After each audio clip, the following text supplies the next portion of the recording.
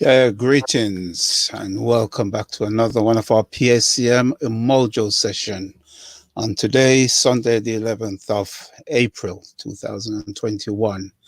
Yes, this week we'll be looking at that report commissioned by the Conservative government and put together lead person, Dr.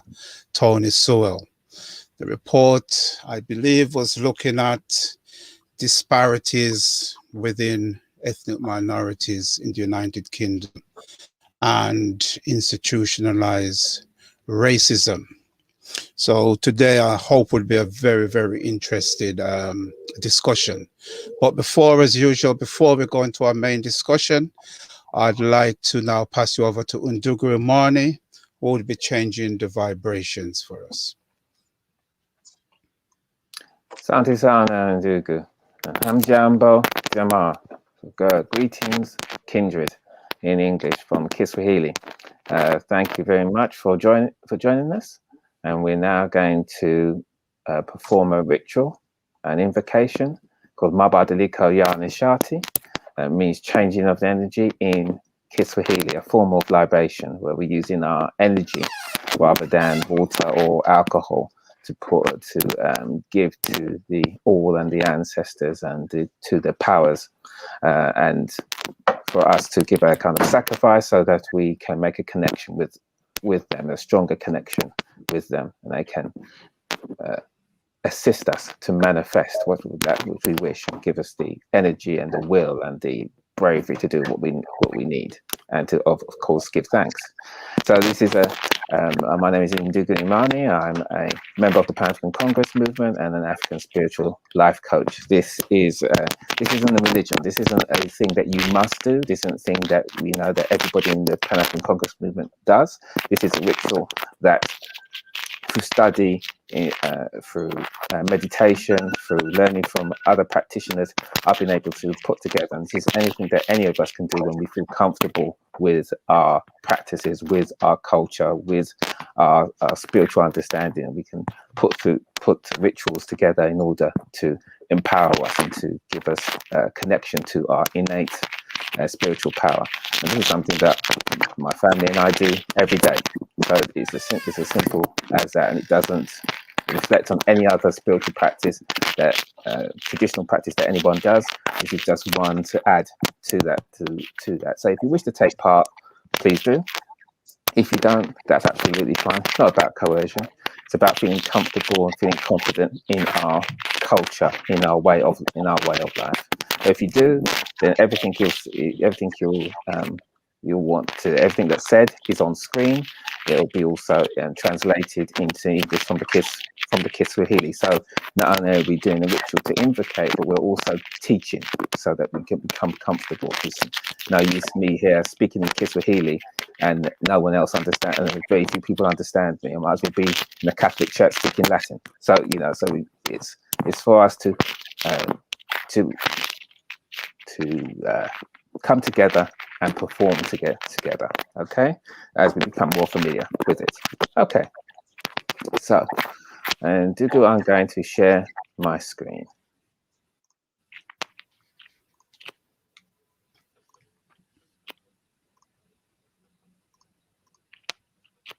Okay, and can everyone see that now? It's coming up.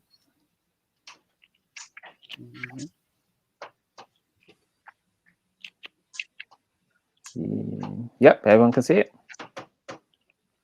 Yep. Okay. All right. Wonderful. Okay. So, in order to get us into the right frame of mind, into the connection with our spirit, we're going to breathe together. We're going to do deep breathing, called pot belly breathing. And so, as breath is the connection between our spiritual,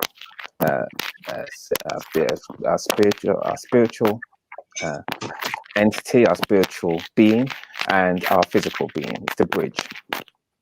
And we're not going to go very far if we don't breathe. So being able to control that breath is very essential to our spiritual development. So we're going to breathe together and follow the instructions that I give, and that will help us to move away from where others would want us to be, which is to be reactive and emotional and animalistic, instead of in full control of all our abilities, which our breath helps us to be in that place. Okay, so Dukataka, we're going to breathe. So is there a number? There's a lot of noise. I'm not sure where it's coming from. Crackling. Oh, okay. Very distracting. Okay, so let's see if this helps. So Ndugu Tahaka, is there a number that you're resonating with that comes to mind? Yeah, Saba.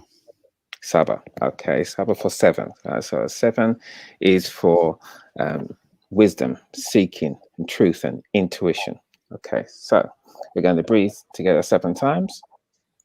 As we breathe out through our mouths, we pull our stomachs in. That empties our lungs, and then as we breathe in through our nose, we relax our stomach, and that forces the air into our lungs. Okay, naturally using the full expanse of our lungs. Okay, so hopefully in Ndugu there's not this crackling anymore. I can't hear that. Right. Yeah, it's gone now. It's gone. Yeah, I think it was hitting my chain. Okay, so my necklace. So let us begin. So we're going to breathe out, and I'll count in Kiswahili to keep time. So breathing out. And relax and breathe in. Moja. Breathe out.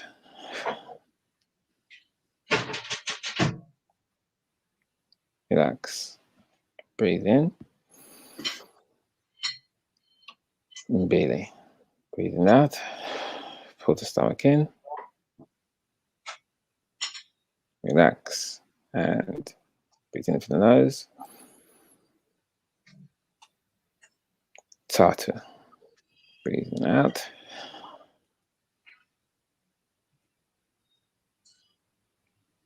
Relax. Breathe in. In there. Breathe out. Hold it. Relax. Breathe in. Tano. Breathing out.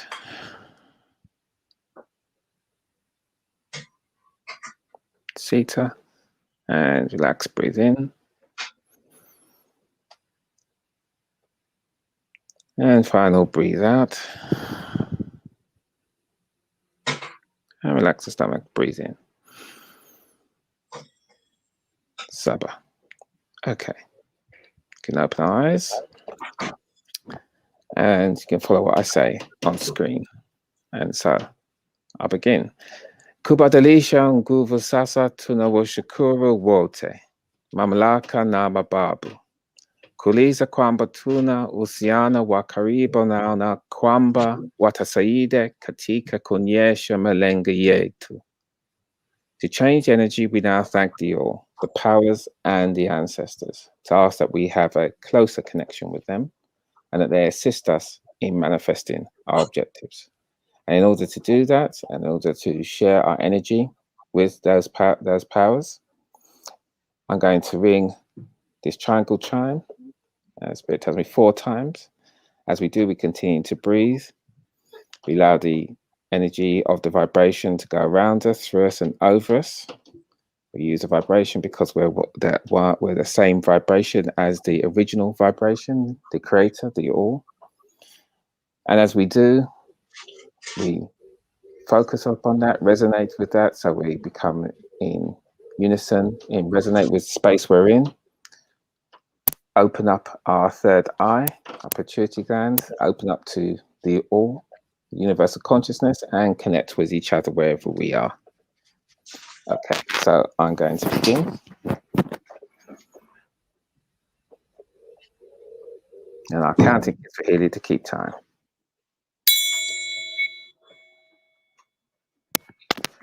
Moja.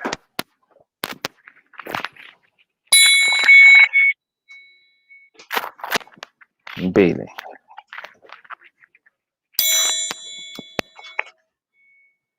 Tatu.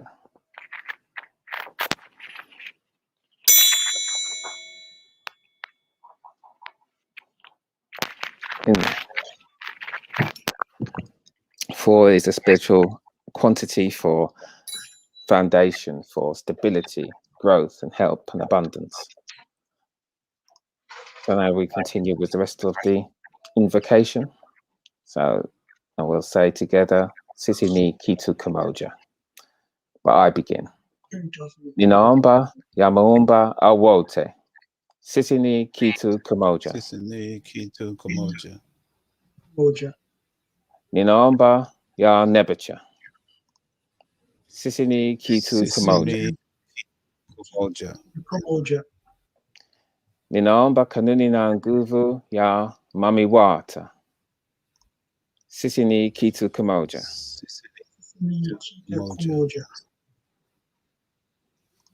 Ninaomba kanuni na nguvu ya shu. Sisi ni kitu kimoja. Ninaomba kanuni na nguvu ya tefnat. Sisi ni kitu kimoja.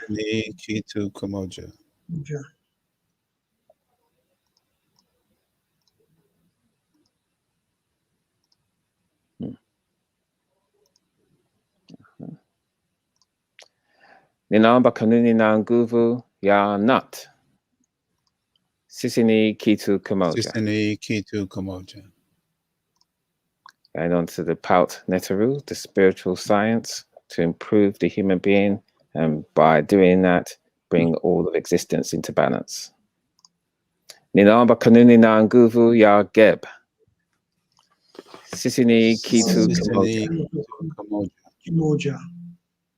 Ninaomba kanuni na nguvu ya auset. Sisi ni kitu kimoja. Ninaomba kanuni na nguvu ya sebek. Sisi ni kitu kimoja. Ninaomba kanuni na nguvu ya heteru. Sisi ni kitu kimoja. Ninaomba kanuni na nguvu ya haru. Sisi ni kitu kimoja. Ninaomba kanuni na nguvu ya herakuti. Sisi ni kitu kimoja. Ninaomba kanuni na nguvu ya maat. Sisi ni kitu kimoja. Ninaomba kanuni na nguvu ya sakar. Sisi ni kitu kimoja. Ninaomba kanuni na nguvu ya tahuti. Sisi ni kitu kimoja. Ninaomba kanuni na nguvu ya ausa. Sisi ni kitu kimoja. Ninaomba kanuni na nguvu ya amen. Sisi ni kitu kimoja. Now we can go on to the ancestors. We called upon the first ancestor, the all, which we come from, and now we can call upon those ancestors in our direct bloodline. Those who, if they hadn't existed, we wouldn't be here. I begin. Nina Omba, Mama Yangu, my mother, Ujume Kelly. Sisini Kitu Kamoja.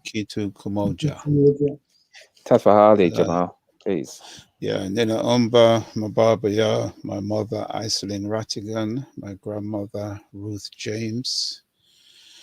That's my great-grandmother Ruth James, my grandmother Louise Hines, my grandfather Sylvester Rattigan, my great-grandfather John Rattigan. Sisini Kitu Kamoja. Nyamba, my mom, Cicely Alcott, grandmother, her mom, Adassa, Montague, husband, Leopold, Montague, my father's father, Bai Alcott, and late wife, Princess Alcott.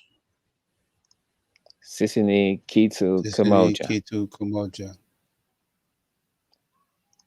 And now if we have no one else to call in our direct bloodline, then we can call on those ancestors who are not in our direct bloodline, but we give honor and praise to, because they left us a tremendous legacy, gave their time, effort, and their very lives for the liberation of African people. Nina Omba was the Honorable Marcus Messiah Garvey, now Amy Ashford Garvey, now Amy Jacques Garvey, now Marcus Garvey Jr. Sisini Kitu Kamoja. Kitu Kamoja. Omba Mababa, Brother Tagel, now Brother Doggy, now Sister Jan, now Stephen Bantu Biko, and now Thomas Sankara. Yes, Sisini Kitu Kamoja. From the shores of Guyana, South America, we call scholar, warrior, activists, none other than Walter Rodney and his mentor like Nana Bonsu, and those unnamed warriors across the Atlantic lead a foundation. Respect. Sisini Kitu Kamoja. And now we can call upon those ancestors who we don't always know their names, but they gave of themselves so that we could be here, that they gave for the liberation of African people and left us examples for us to follow. Ninaomba Mababuya Mangamazi. Sisini Kitu Kamoja. Ninaomba Mababuya Gula Vita. Those who fought in the Gula Wars. Sisini Kitu Kamoja. Ninaomba Mababuya Yawatuya First Nations of Australia, Papuans, na Tasmania, na Dravidians. Sisini Kitu Kamoja. Ninaomba Mababuya Asian Revolution. Sisini Kitu Kamoja. Ninaomba Mababuya ya Wanachama ya APLA, na SWAPO, na Freedom and Land Party, na Black Panthers. Sisini Kitu Kamoja. Ninaomba Mababuya ya watu ya Kemet, na Taseti, na Kush, na Nubia, na Mosai, na San, na Twa, na Hutu. Sisini Kitu Kamoja. Ninawaomba wanaishi ambao watatetea sisi, na wale mababu ambao bado hawajazaliwa. Sisini Kitu Kamoja. And then with the vibration of our voice, which is the same vibration as of the Creator, we say with intent and energy, because it is our intent and energy, our will, that makes our reality come forth. So we create our own reality. The only thing that holds us back is our own imagination. So we say with the energy to bring it forth. The words on screen. So just follow after me. Nguvu zote. Kwa watu wetu. Mapenzi ya wote. Ni mapenzi yetu. Hakuna mwanzo. Na hakuna mwisho. And finally in Kemetian, Anuk Amen. Anuk Amen. All power to our people. The will of the all is our will. There is no beginning and there is no end to us. I am, Amen. I am that creative, unlimited power and force. Asante sana, Juma. Thanks very much. Asante sana and Dugrimani for that. And now we'll start to get into the discussion. I'll just put Empress Judah. Greetings, Empress Judah. Greetings, Brother Tahaka. Greetings, yeah, everyone this evening. And we still got Ras McCoy. He's Yes. not ready yet. Yes, great. Your camera's off. But I'm starting it. Okay.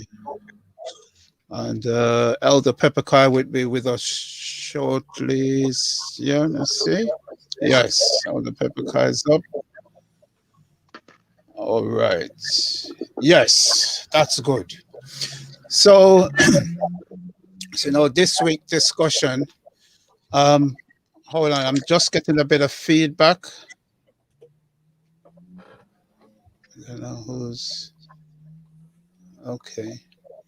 Yeah, this week discussion, we'll be looking at the, what I call the Sewell Report. And so just before I start, I'd like to put that up. I'd like to just give a brief little background as to this report and call it the Sewell Race Disparity Report. Now, I don't know how many people have actually had a chance to look over it. I briefly looked over it, just scanning through. And these are some of the small points that I was able to pick up. So according to the Sewell Report on Race and Disparity in the UK, the UK no longer has a system rigged against people from ethnic minorities. The Commission on Race and Ethnic Disparity says family structure and social class had a bigger impact than race on how people lives turn out. It concluded that children from minority ethnic communities did as well or better than white pupils. But overt racism remained, particularly racism online. Now, these are some of the response to this report. We had the Renami Trust saying, their think tank said they felt let down by the report. We have David Lammy, the MP for Tottenham, said the report glossed over many of the key issues. And we had Professor Gus John said he felt that the report was lacking in many ways. Now, the commission was set up as an attempt to whitewash long-standing issues regarding institutionalized racism. After Black Lives Matters anti-racism protests in the UK in the summer of 2020. And as we know, those events was triggered by the police killing of George Floyd in the United States. Now, some of the main findings of the report were that children from ethnic minority communities did as well or better than white pupils in compulsory education, with the exception was with Black Caribbean pupil, the only group to perform less well. They went on to say this success in education has transformed British society over the last 50 years into one offering far greater opportunities for all. I'll tell you what, while I'm going through this, could you all mute, please? Because there's a lot of background noise coming through. So could you all mute?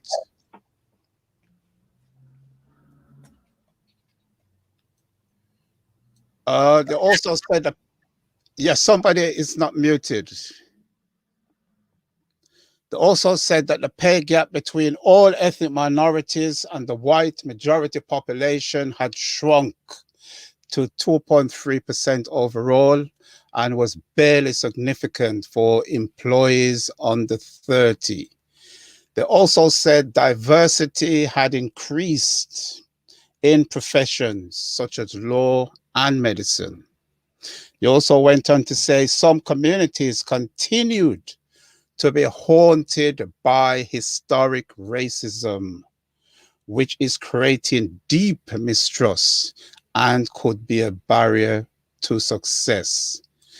So overall, I found that the Sewell report concluded that the UK is no longer institutionally racist and should congratulate itself for its success in removing race-based disparity in education and the economy, and should be regarded as a model for other white majority countries.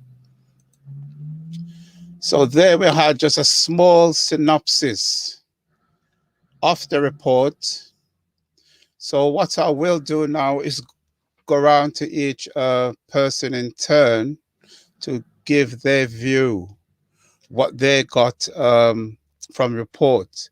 And I know Brother Washi will be concentrating especially on education, as he's a teacher, he's in the education arena. But I think at the moment it looks like he's dropped out. So while he comes back, I'll do that. So as we go around, it's just for you to give your view on the report. Take 5-10 minutes to do so. And then we'll start opening it up for more general comments and taking questions also from those viewing. So could I first start with Empress Judah, just to get your take on this Sewell report.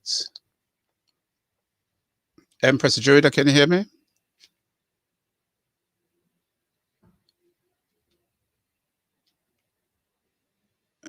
Empress Judah? I don't think she's hearing me. Empress Judah?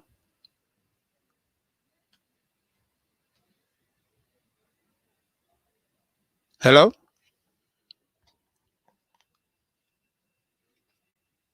Okay, Ras McCoy? Yes, greetings. Aside Susanna, yes, I can hear you, brother. Okay, okay. I think there's 258 pages, and I haven't read yet all 258 pages. I have. Excuse me? Yeah, carry on. Yeah, you're coming through clear. Yes. Can you hear? Can you not hear me? Can you hear me now? Yes. Yeah, I can hear you now. Yeah. Can you I hear can me? hear you. Yes, I can Hi, hear you. I've got my mic on, so I'm not quite sure why you can't hear me. I've got my volume on. No, I'm hearing you. I can hear you. I'm hearing you fine. No, well, she's having a bit of technical problems there. So I'll tell you what, while we sort that out, Ras McCoy, would you like to come in then? Yes. Greetings to Harker. Can you hear me now? Hold on. Right. Yeah, okay. because you was greetings to the panelists this evening, and to the. Okay, I was just saying greetings to yourself, the other panelists, and the PACM TV viewers.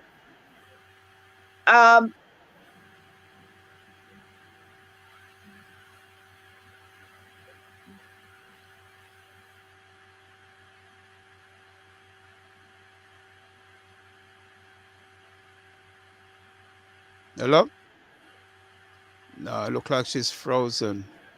Okay, what I'm going to do, I'm going to take her back and try and clear this up. So Ras McCoy, while I'm doing that, could you just come through? Yes, greetings. I'm Ras McCoy. I'm a Rastaman, natural mystic, a singer-songwriter, yeah, and a radio presenter on Galaxy Radio. Somebody need to mute the microphone, please. I think I better wash it. All right, let me mute it. Yes, that's good. Yeah. So Yeah, you send me the report and I had a look at it. Like it's 258 pages. So I only look at the chairman forward and a few of the recommendations. But like you said earlier, the Prime Minister claimed in a report that the Prime Minister asked him to chair the Commission on Race and Ethnic Disparities.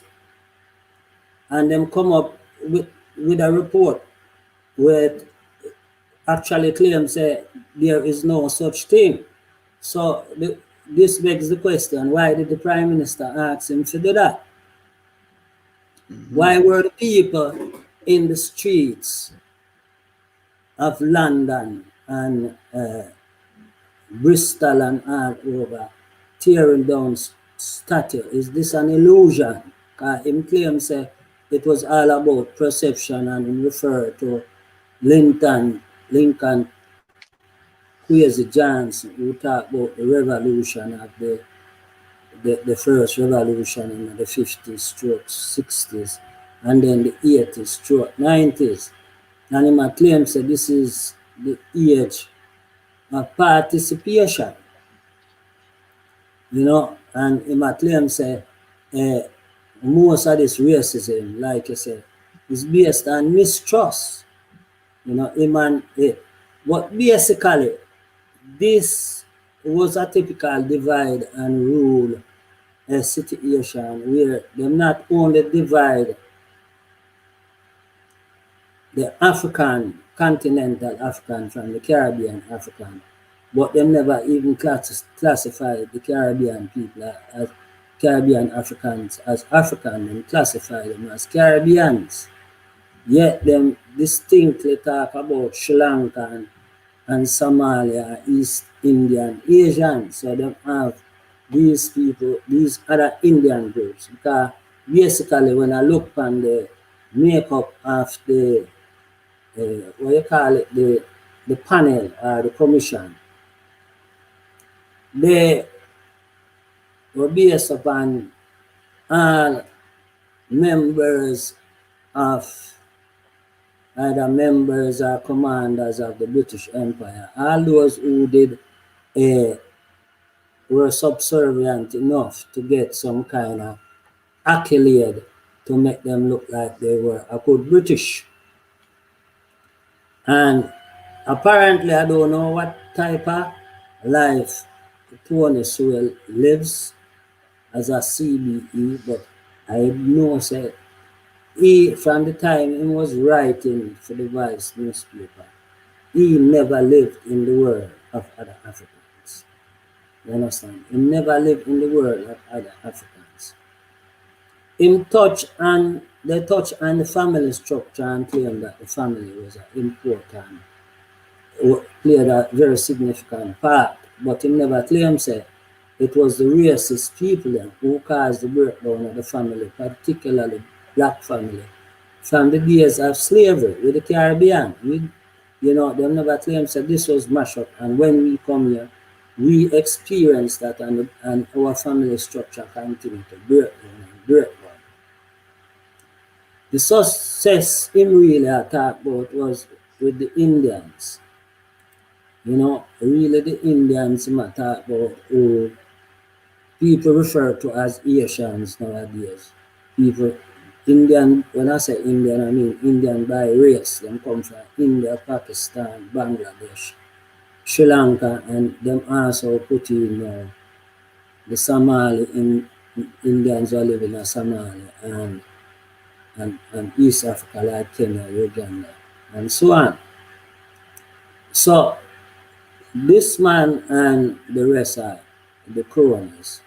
Actually, I tell the Prime Minister, say, him no know what I'm talking about. You understand?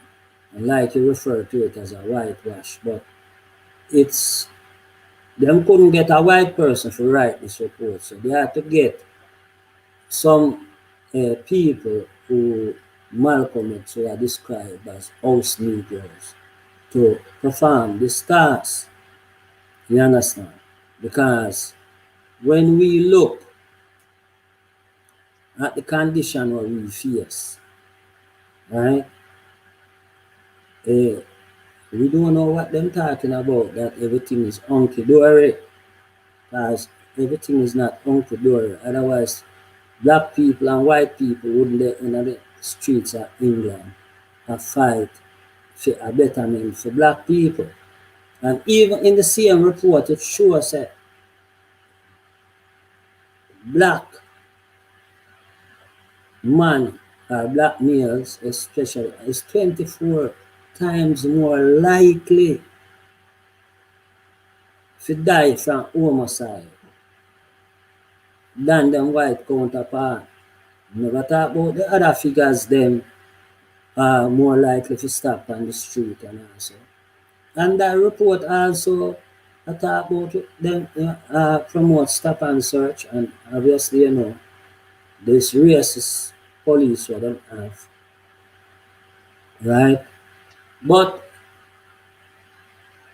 they were really talking about the Indians who are very successful in them, them run them business, them have a more united structure than we. Them don't,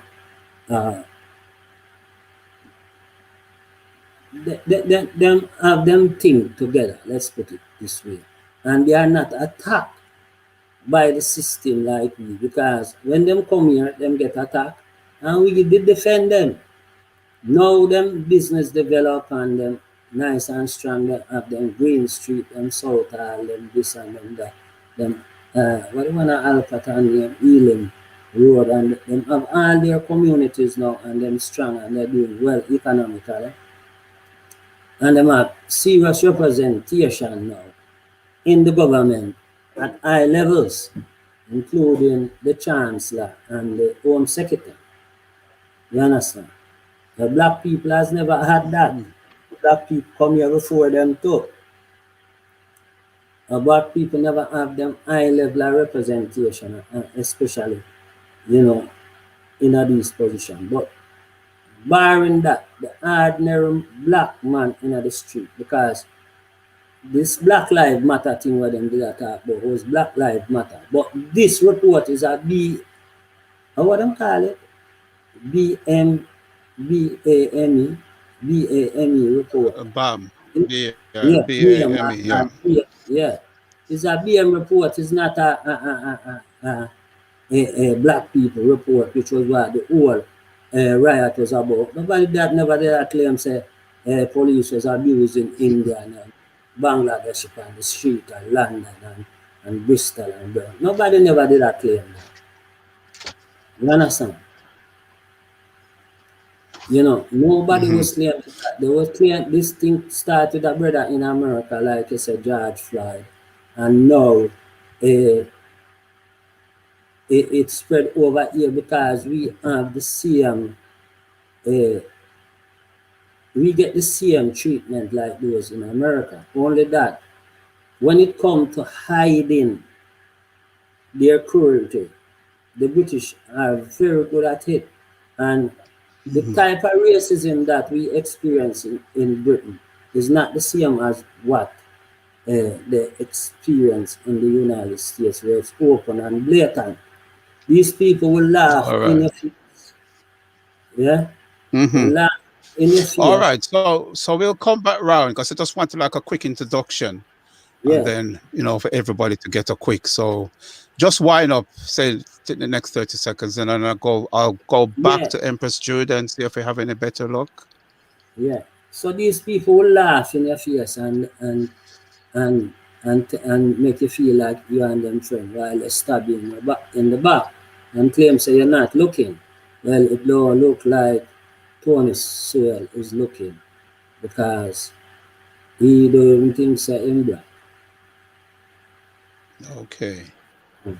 All right. Thank you for that, Ras McCoy. So let's go back to Empress Judah. Let's see if we have any better luck this time. Empress Judah? Empress Judah?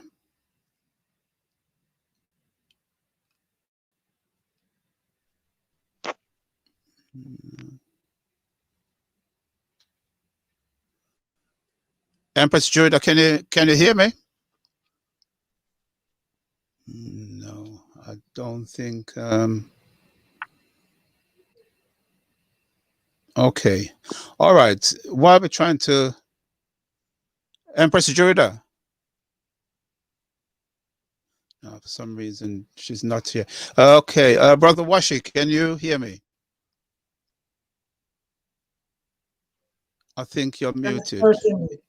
Can you hear me? Yeah. Yes, fine, loud and clear. Okay. Okay, so can Right. you give your take on the report? Okay. Greetings, family, and greetings to those in the cyberspace participating in this program. Asante Sana, can you hear me, brother? I can hear you now, but for I can some hear reason you, but you're clearly not hearing me. Yes, I can hear you. I'm waving at you. Can you not hear my voice? Okay, I can hear you now. Yeah, I can hear you now. Saying, move closer to your. Okay. Can you hear me now, brother? Yes, loud and clear. Okay, okay. Since we can hear you now, I'll go back to you. So sorry for that, Brother Washi. So I'll take you now. Okay, I've actually got a message saying that.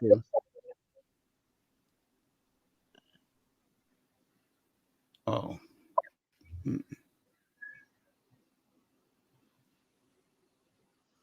No, she's frozen completely. All right, we'll have to try and sort it out somehow. So, Brother Washi, you just carry on then. Yes, this report, I read the chairman's remarks twice to get a good hang of why it generated so much debate initially. And particularly, I also went through chapters on education because an area where I am particularly close to as a teacher. And I simply want to highlight a few things which I think people need to be aware of in regards to when a chairman name is attached to a report and why we probably have to pay some particular attention around Dr. Sewell's leadership of this committee and hence the report. Many people would have known that he has been in the media for quite a while and he had been champion or crusading about disparity between Black boys in particularly and those from the Caribbean. And more so the disparity which exists between Black boys being given the opportunity to excel in science, technology, and what we call information science. And he had started a program some years ago, precisely known as Generation Genius. And from there, he scaled into mainstream international consultancy around how best to deal with issues around disparity, particularly around Black teenage boys. And hence, when a report like this was published, many people in the educational circle is asking, is this the same Tony Sewell that we knew of, who was banging and who and how about these institutional obstacles, and there are areas which are specifically designed and problems being placed in the forefront why these boys are in the position where they were, and hence Generation Genius came about. Suffice to say, the report speaks precisely what it sets out to do. It says the aim of the report, the purpose of the report is to lay the ground for a country built on full participation and trust all communities. We envisage a country more at ease with itself because it can be recognized with progress has been made, one that is confident that where unequal access for opportunity persists, whether among in-city ethnic minority or left behind from the ethnic majority, being addressed. he is making the claim on behalf of his team that it is clear that participation was key in two things: A, compiling this report, and also reporting that from their finding, which is heavily data-driven, using a lot of statistics, numbers, which the ordinary person don't have what some of those will mean, can conclude that, and I quote, that the participation is no more than to acknowledge that UK has fundamentally shifted since those period of the past and become a more open society. Nowhere in the report open is being addressed. What does that open mean? I haven't seen that as yet. Continue, the report says, we have spoken in this report about the UK is an open to all communities, but we are acutely aware that the door may only be half open to some, including the white working class. That, to me, is a little bit confusing. In this regard, we have to point out that how education, employment, health and crime, and policing in the UK can be more inclusive and fairer landscape. Participation, he continues, not just about opening doors. We also speak to the need for communities to run through the open space and grasp those opportunities. We have found that some ethnic minorities have been able to participate, which is in quotes, better than others. We were impressed by the immigrant optimism. Some of the new African communities, they are among the new high achievers in our education system. As their Caribbean peers sit in the same classroom, it is difficult to blame racism in education for the latter underachievement. This is something which simply means he's saying that everyone in the new dispensation of the British society has equal access to participate in health, education, and while that may be so, according to the report, one group is failing to maximize their opportunities. I beg to disagree significantly. And if you cast your mind to my opening remarks about generating genius, on his website, he has not been able to produce a comprehensive piece of work to demonstrate even there has been a marked change in what is happening to the Caribbean and African community, boys in particular, which he has set out to help. What is the final outcome? And how can he, to this day, is concluding with this report, say that racism is not a factor why our participation is not as would be expected? And a final remarks I want to make in opening statement is that he mentioned something about decolonization of the educational curriculum. It's now becoming a buzzword, but nowhere in the report have I seen so far where the group has made any suggestion about liberation type of literature to be used in the school in teaching geography, English, history. Nothing in that has been made a part of the pointed recommendations in the opening section of the report. So decolonization, again, is just another buzzword. And this, in my opinion, report has fallen as part of this. I'll say more about that as we continue. Thank you. Okay. Thank you, Brother Washi, for that. Okay, we'll again try Emperor Judah and see if we have any better luck this time. Emperor Judah, you hearing me now?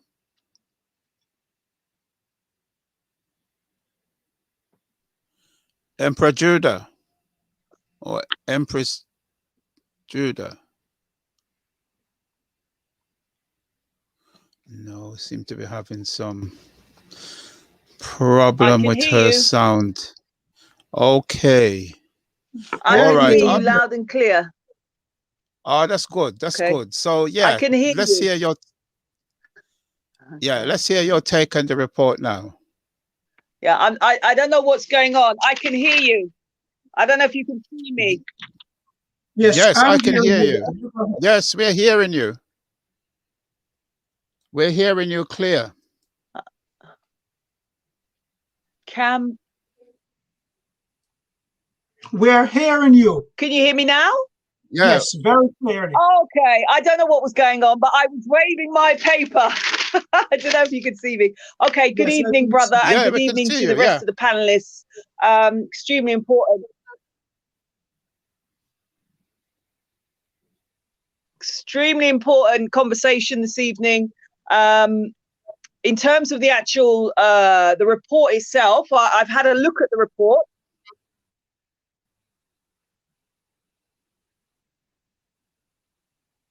Thank you, Asante Sana. I haven't had a chance to read all 258 pages, but I have. Right.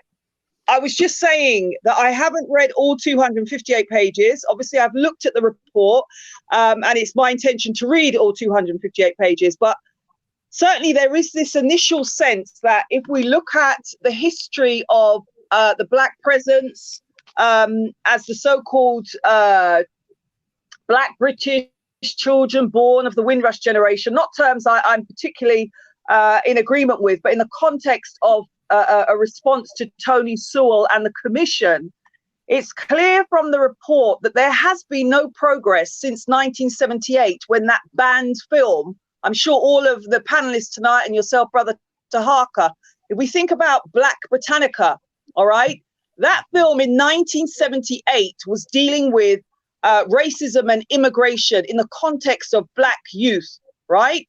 And if any of us, just take a review of that film again and look at where we are in 2021, the treatment of the police, whilst they no longer call it sus, is quite clear that the stop and search procedures that disproportionately impact on Black male youth in particular, this is just, 2021 version of the sus.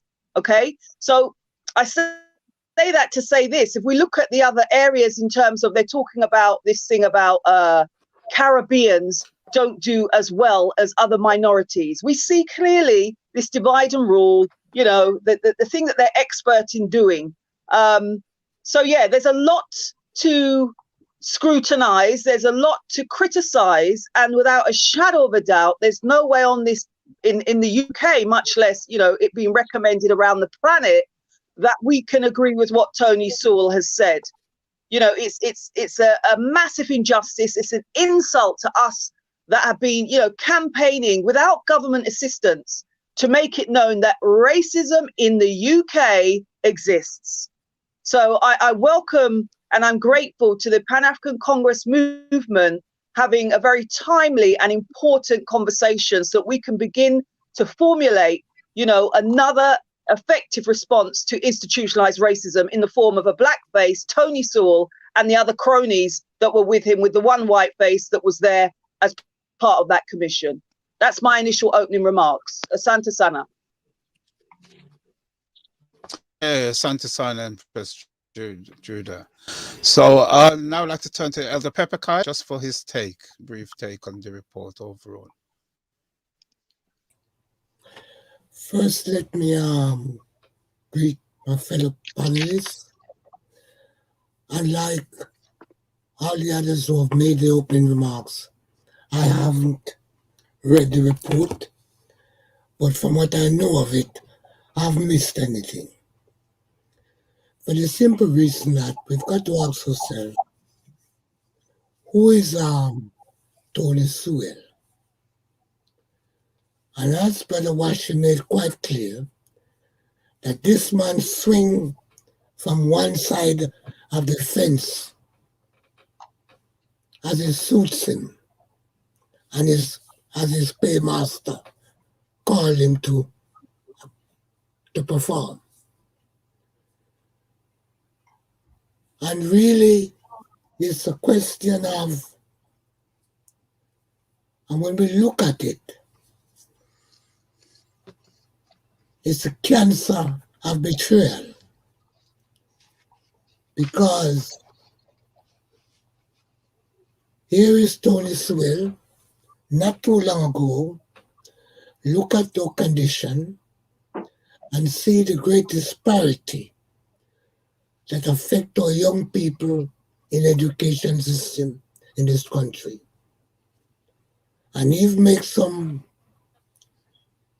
sensible proposal and even some activity on his part as to how we address this disparity. And we now find him in a situation agreeing that institutional racism has disappeared from the shores of Britain. And he gives no evidence as to how this disappearing act happens and what has disappeared. Police brutality, police criminalizing of our young people is on the increase. We can say that they have recruit black people in the police force, but that serve no remedy, because these black police officers, once they're in the force, they behave just like the white police officer, because they have to prove that they are police officers and they're there to perform and to carry out the racist policy that is so institutionalized in all the major areas of the society, whether it be education, whether it be criminal justice system, whether it's employment. Nothing has changed for the better. If anything, things have got terrible worse. Because if your house spring a leak and you haven't done any serious overall to stop the leak, then the situation will only disintegrate and get worse. So here is Tony Sewell, who was chairing at this panel, and a number of people who he claimed have contributed to this report have openly said they know of it, but they didn't take any part in it. And what has been reported as their contribution is false. So it's a criminal exercise in which Tony Sewell has engaged himself. And one could ask the question, how does he sleep at night? We don't know how much he's paid. And you know they don't perform in his position without collecting a 30 piece of silver. But it's evidently clear that nobody who have seen this report felt that it's an honest and just account when looking at the condition that we as a people face in this country, in Europe, and throughout the world, that Britain under Boris Johnson is now saying we are the model of race relation in Europe, and other people in Europe should take a leaf out of our book and copy what we're doing. And we have to ask ourselves, how it is that one of our own can behave so treacherous, so wicked, as to align with the racist state to undermine our just effort. So that is what I would want to contribute for now. The other panel member have read it, and all the people have spoken. Professor Gus John, who is an authority in terms of position that he has occupied in British society over a long period of time. And nobody can find any substance, anything of relevance, anything of honesty and just that Tony Sewell can put his name to. And it will show you how treacherous we can be against our own interests. But I leave it for the people who have read it to look keenly, just in case they may have missed something as to what Mr. Sewell has put his name to in terms of assessing our condition as African people in this country. Okay, thank you very much for that, Elder Pepperkai. Now, what we'll just do, we'll just open up. So what I'll do, I'll just make a few points and then we can just come in and, amplify what we have seen of the report, heard of the report, or read in the report. One of the things that struck me, I'm getting a lot of feedback. Somebody is there, what's happening is being fed back through the speaker. The speaker is close to the mic. Yeah. One of the things that struck me, I'm looking, like I said, I haven't had time to read it with any depth, but just scanning through some of the things. And the area that I tend to have spent the most time on is the area of education. And one of the things that struck me, the way they was dealing with education, is that there's this deliberate attempt to split the African community, because they keep emphasizing these Black Caribbean, and as Ras McCoy says, and the Black African, and they seem to be saying, well, if the Black Africans are doing so well in education, what's wrong with the Black Caribbeans? Bearing in mind, the Black Caribbeans overall have been in this country longer than the Black Africans. Another thing that struck me with the report, they talked about how, children progress through school into university. And according to them, the Chinese have something like a 72% entry into higher education, followed by Black Africans with just over 59% entry into higher education, followed by Asians, Indians especially, because again with the Indians, it's broken down into India, Pakistan, and Bangladesh. They have about a 58, that's the Indian, followed by the Bangladeshis.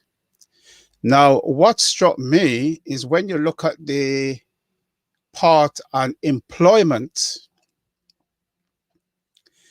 it says youths between 16 and 24, the highest unemployment rate is among Black Africans. I think it was something like 26% of all Black African youths, according to them, are unemployed. Now, I found that ironic.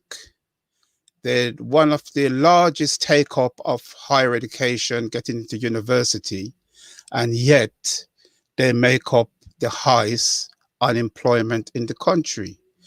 So that showed me clearly, I don't know where they was getting their figures from or their statistics from, because they claim that this report is based solely on the figures or the statistics. That's all they've done, is take the statistics, extract what they want from it, and put the report together. So that's why they're claiming there's no bias. Well, if that's the case, it just shows how wrong the statistics are. So what I'm going to do, especially Brother Washer, because you're in education, and what's your, as a teacher, you know, how do you see this attempt, basically, in divide and rule, especially to turn the, what we say, so-called Black Africans against the so-called Black Caribbeans?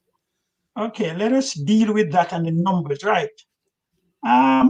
Majority of these numbers come from a professor out of Oxford known as, I think is Steve Strand. The report is laden with his statistical analysis. Many of them, if you haven't done a first course in statistics, you won't have a clue what these numbers are. And just before I answer your direct question, in a number of the tables, you're going to see Black, you're going to see Black Caribbean and mixed white and Caribbean. I don't know why Black Caribbean. What I'll try and do, I'll try and pull up one of the tables while you're talking, yeah? So let's carry on talking. Carry on talking, and I'll try and pull up and that mix table. And Black Africans and all that kind of stuff. So there is a clear level of confusion there with regards to how they decide to put this race, our race, in so many divisions. Black, and then you have Black Caribbean, and you have Black Caribbean with mixed Africans.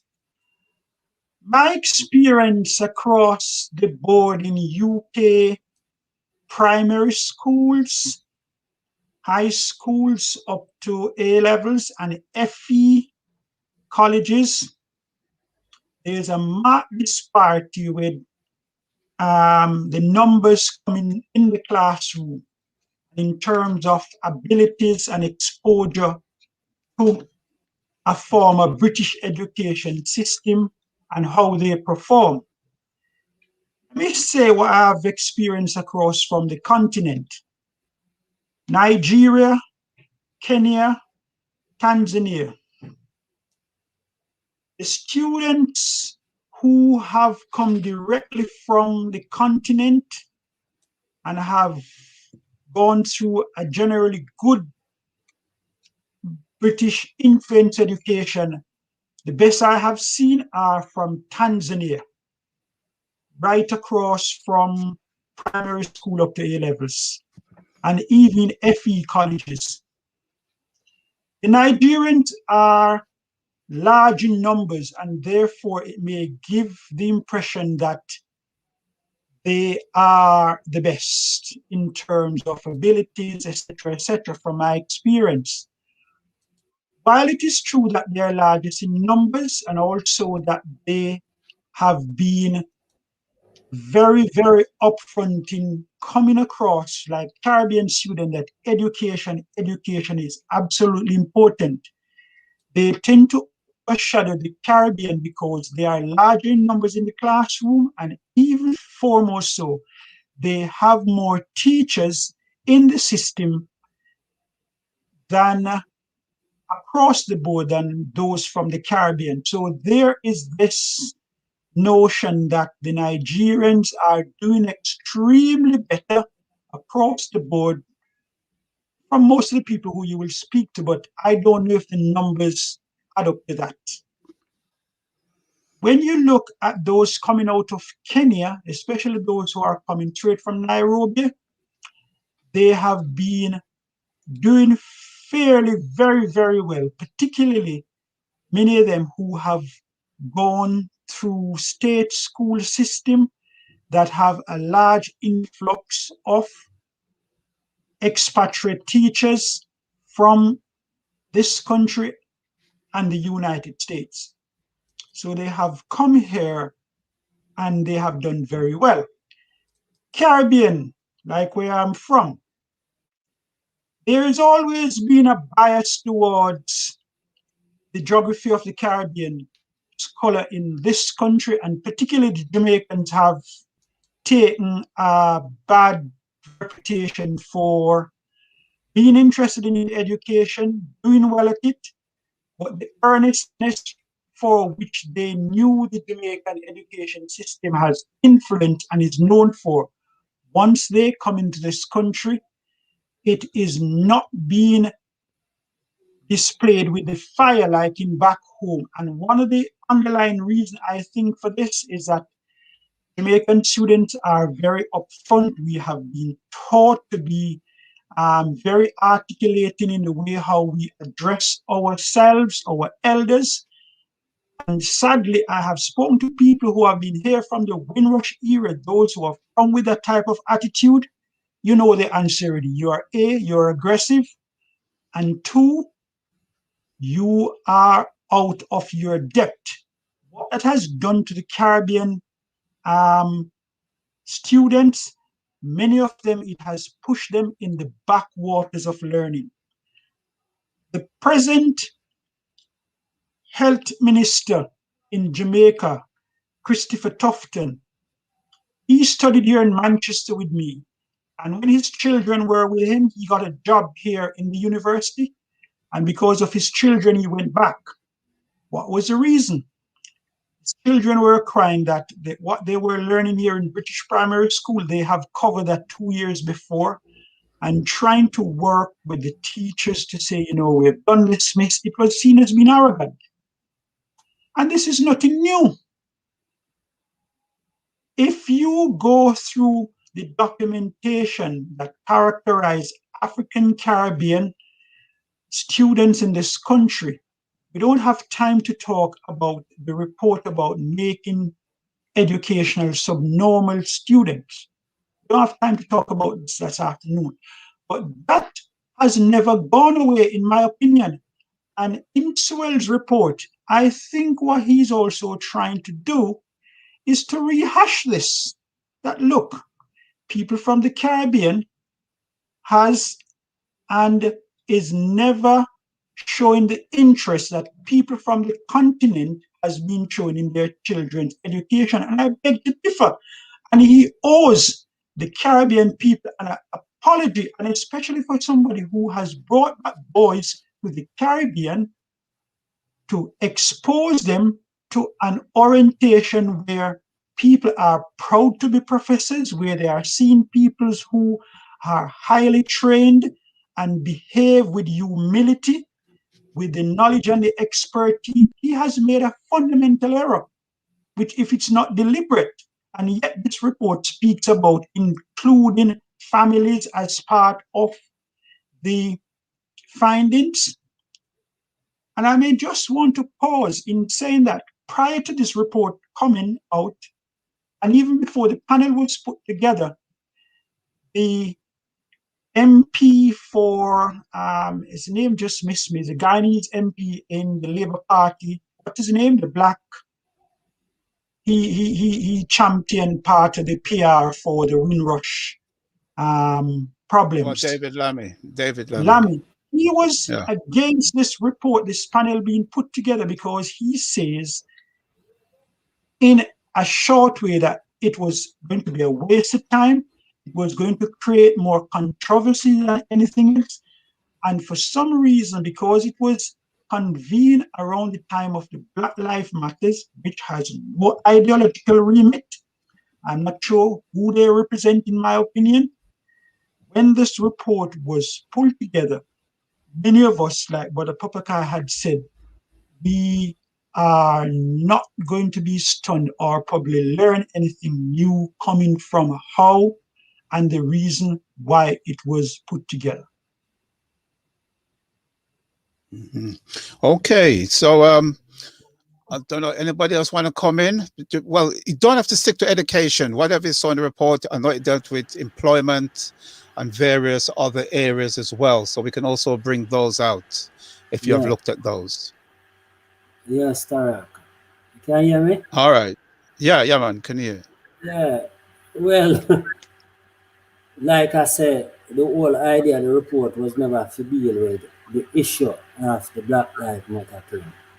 It was a divisive tool by selected people in order to bring a report that make everything look hunky-dory. And, you know, if we look at all sectors of the society, you know, we can see black people are doing bad in it, whether it be in education, or it be in the workplace, or it be in a business, or it be in any area of the society, even like say the police and all them kind of people. You don't see it. If you go into the hospital, there's the black people in there, what them do? Them around the reception, their side, them a cleaner, you see very few doctors. And even you need a microscope to see it, a consultant. You understand? If you look in at the education, it's how much professor in the university them that are black. It's few of them. You see Indian them, you will see Asian them, right? But our position in the population, and like me say, the report should have been about, we not supposed to accept this report in no shape and form. It wasn't about us. This report did make to put us down. This report wasn't dealing with Black Lives Matter, which is what them claim said. Them farm fire. I don't know how Asians come to be black in them language. You understand? Or the Indian them come to be black. The Black Lives Matter because out of police brutality, out of lack of work, out of lack of business opportunities, all these things that is endemic, not institutionalized. It endemic. It is geneticized racism that has been bred in them for hundreds of years. You understand? So even some little fool in the street we dislike you. And we're not talking about just them one there. The real one them is the counterpart them to the so-called Tony Sewell them who manipulate them fool there. You understand? Because that's what they are. They are fools. You understand? Because Bob Marley singing a hymn song say, them will do anything to materialize them every wish. You understand? So them for money, them will do anything. And for fame, them will do anything. You understand? All right. How much people, how much people panda that thing there, panda panel there, even go on one of them Black Lives Matter march. How much are them? Well, that's a good point. Yeah. Brother Tucker. And how many of them? You saw there was littered. Most of them carries CB, OB. Yeah, that's what I said. So that tells you. But just before you come and watch, I'd like to bring in Empress Judah. One of the things it did highlight is this term BAME, B-A-M-E, and then say that that should be done away with because it's not serving any useful purpose. So I just like to bring in Empress Judah around that, this BAME thing. What do you think? But what was ironic with the report, although they shied away from using the term BAME, B-A-M-E, it's littered with the term ethnic minority. Yes. It's littered. So come through, Empress Judah. That's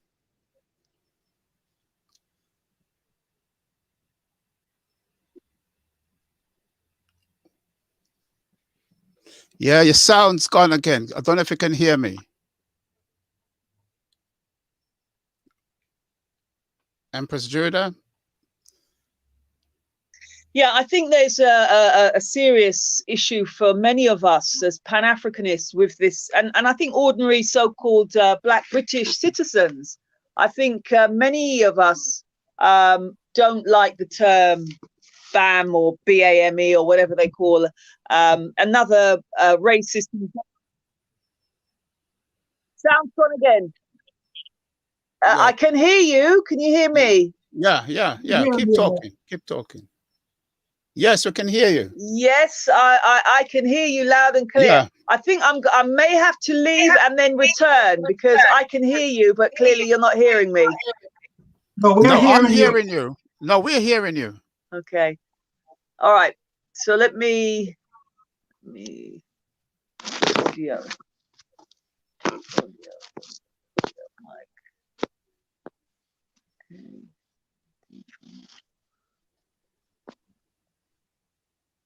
Can you hear me now? Yes, loud and clear. You can. Yeah. Yes. Oh, now she's having some issues. So, can somebody take up that point then about this BAM or BAME issue? That although they don't like that, they have gone back or littered the report with this term ethnic minority to me, which is just as bad. Well, this is part of the racism that we're talking about. That them decide what things should be called. Right? When it suits them, people are mulatto, people are half caste, people are black, people are colored, people are this, people are that, people are ethnic minorities, people are BM and all this thing there. People make a living out of them thing there. Like people like Tony Sewell and all these little people who in a government, who get paid by government, I should have said. They make a living out of coming up with these foolishness. You understand? In our education, in our cultural positions and so on. The consultancy and them thing there. And then the white people just bring in all these ridiculous things like BM and you can't call yourself half caste again, yeah, no mixed race and one bag of foolishness which doesn't help anything. Don't help nobody none at all because the real issue them.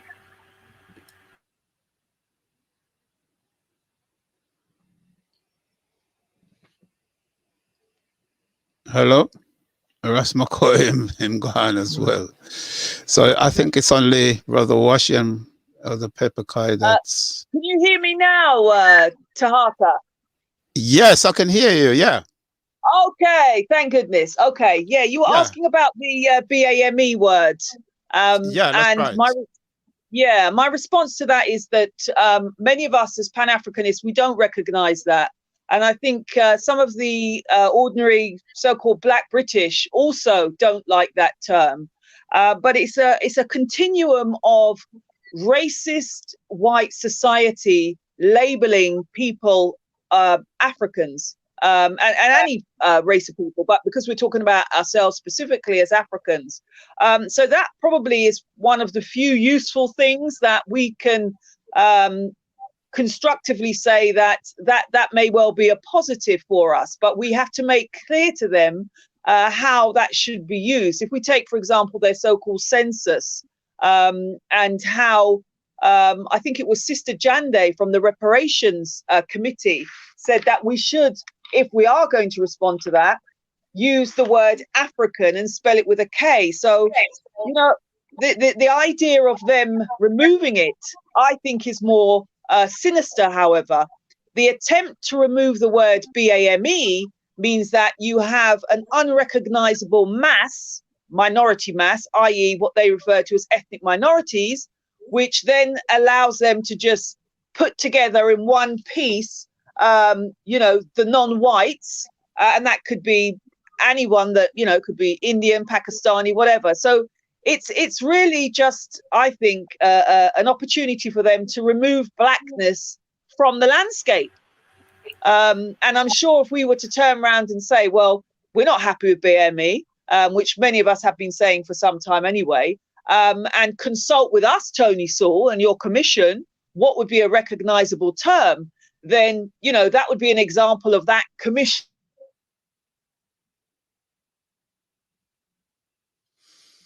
Wow. Yeah, we're having some problem today with the connections. Okay, so Elder Pepper Koyo, Brother Washi. Then if you... Brother Taka, the issue of terminology to deny a race, the African race of the existence, is not something that one to take lightly. BAME, that's probably the In- most useful thing that they've said. But, you know, the real issue, I think, and I think somebody, I think it may well have been Ras, and certainly I think Brother Washi was talking about what is the purpose of the report? You know, what is the purpose of the report is it's a knee-jerk reaction to the so-called Black Lives Matter protests that took place in 2020. You know, otherwise, if it hadn't have been the Black Lives Matter, God forbid it would have been another racist murder at the hands of the police, which may well have allowed Tony Sewell to write some sort of report into racist police practices or whatever. The fact is, this report, at the end of the day, is a load of rubbish. And Tony Sewell has just proved that he is a black face in high white places in service of white racist domination. And I think, you know, once we all, you know, take the time to go through those 258 pages, I'm sure there's going to be next to nothing that we can find of any use other than the fact that they want to get rid of the word BAME. Okay. Yeah, just forgot to watch it. You made a good point there, the purpose of the report. Santa Sana. And to me, ever since the Macpherson report came out, it dealt them such a blow that they were finding it difficult to maneuver and get away from this term institutional racism. If you see, that Macpherson report hit them hard and it kind of hurt them in the eyes of the world. So ever since the Macpherson report, we can see that Tahaka, Brother Tahaka, are you getting a delayed response? Yeah. Right, that's why I was talking, because I... Okay. Yeah, like I was saying, ever since that, they've been looking for any opportunity to put some kind of community together that can kind of, and use a report to kind of do away once and for all with the term institutional racism, because I think that was the actual target of the report. We remember the Lamy report that looked at black boys, and Lamy report came out again, hitting them hard and condemning them and condemning society for what they were doing to black people. And again, it's something that they didn't like. Now we can see this report, they handpicked very carefully those individuals, because I think it was actually, I forgot her name, I know she's up from the north somewhere, Manchester side. Yeah, the woman who actually started the whole thing, she works in number 10, and she was the one that went and targeted Tony Sewell and said he'll be a good person. Noreen Tahid. It's Noreen That's Tahid. it. Noreen Tahid. He's from up and north. If you look carefully of all the people, especially the prominent people in that report, we can see a lot of them, if you look at them, have always been, you know, people that are very scared of radical Pan-Africanism. Anybody that came out and said, I'm proud to be African, they found them a threat, or they, you know, moved away from them. So like I'm saying, all these people had bought completely into the system. We didn't get a balance. We got all of them with what we call honorary awards, the OBs, the MBs, and that showed us something there. So I think the Macpherson report was the real target. And of course, when Black Lives Matters demonstration and happened, that was the perfect chance for them to budge something together and come out with this nonsense to say institutional racism is no longer the case. And it's not just Sewell. If you look at a lot of these personalities that come in the media regularly, it's like they're all singing from the same hymn book. Whenever they're interviewed, they will all say that institutional racism no longer exists. What they will say, there's racism in patches, but it is no longer institutional. And this report was just an attempt to put the icing on the cake, but I think it's very much backfired on them. So, Brother Washi, you was going to say something? Come through. I want to mention 2 points, and I'll and start where you end off. I think 2 days before the report was published in the media, there was a news report which spoke to the fact that here in the education system, black boys, working class white boys versus the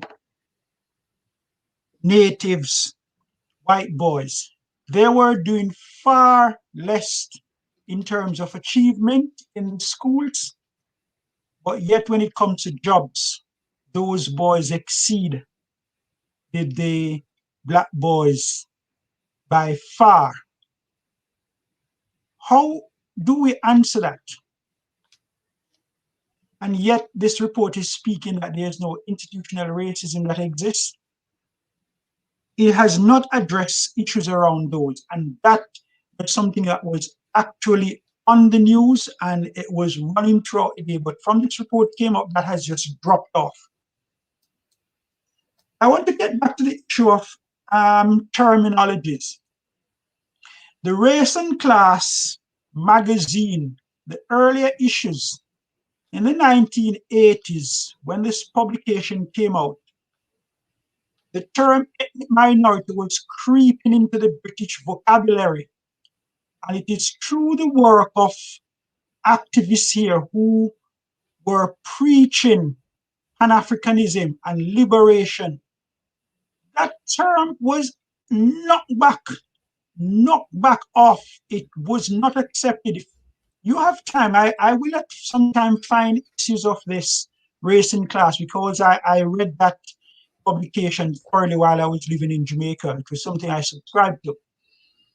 So that publication and the people behind it was able to get that term pushback.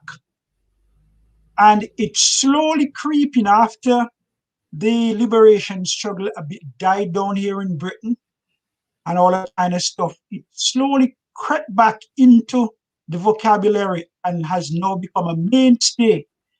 And when I heard last week that the recommendation for BAME was one of the things that they want to take out of the vocabulary, I said, it has no meaning in terms, for me, it has no phenotypical construct, it has no identity as far as I'm concerned, and more so, it represents no geography.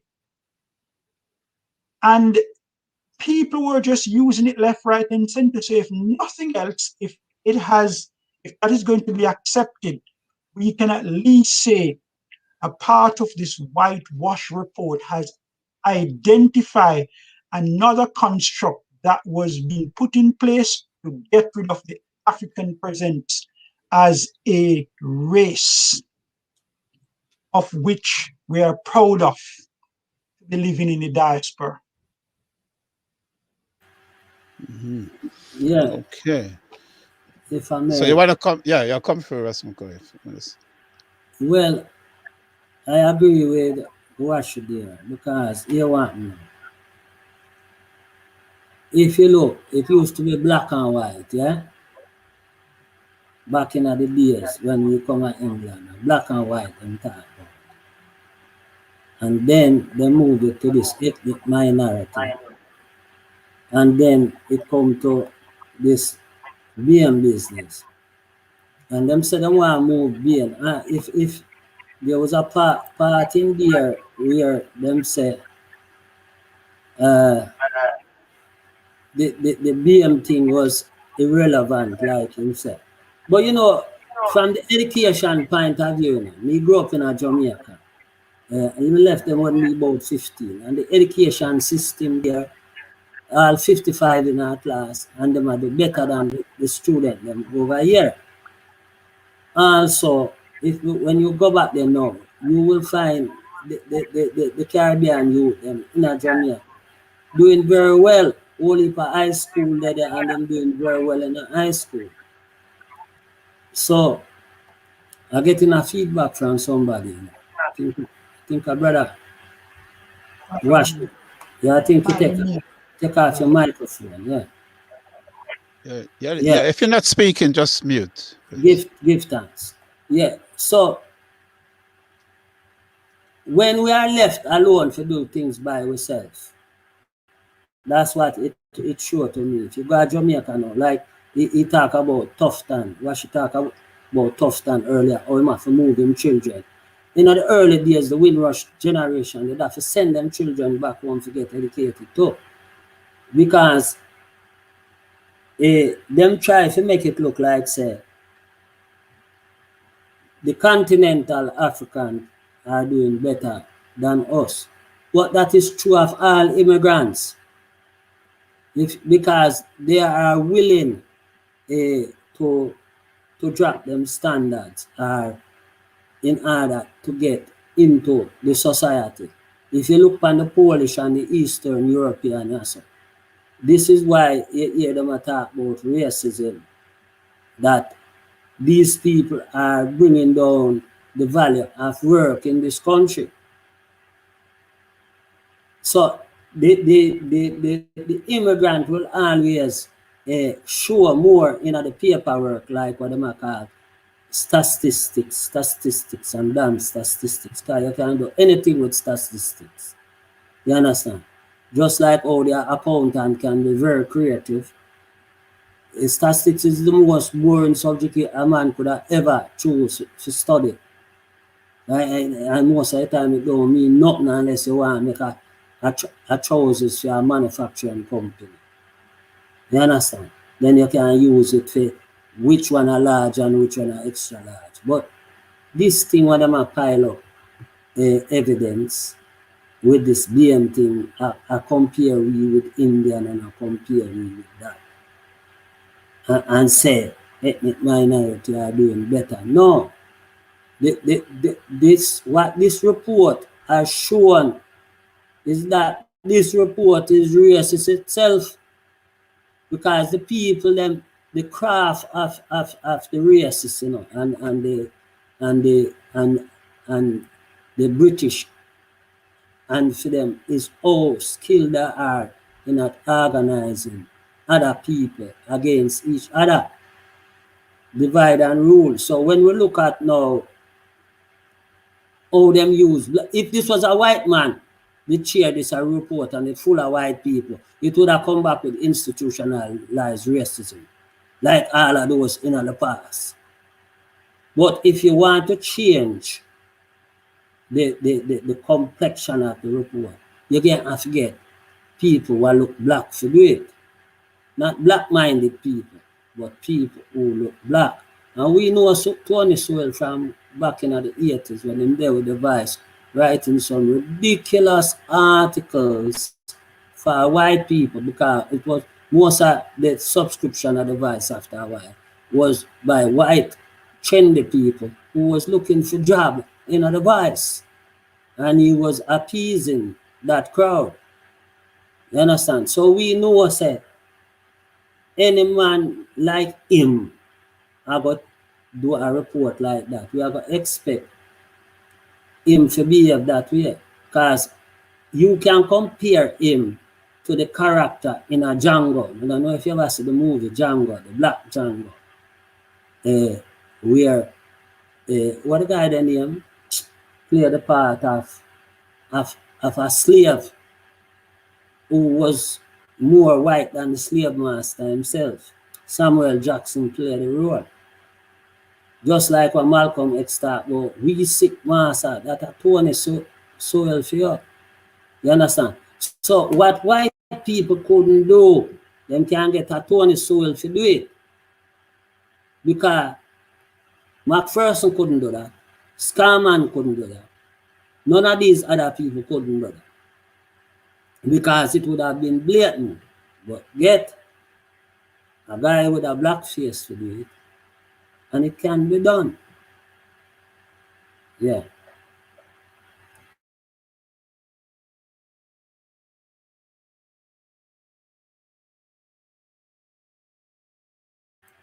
I can't hear you.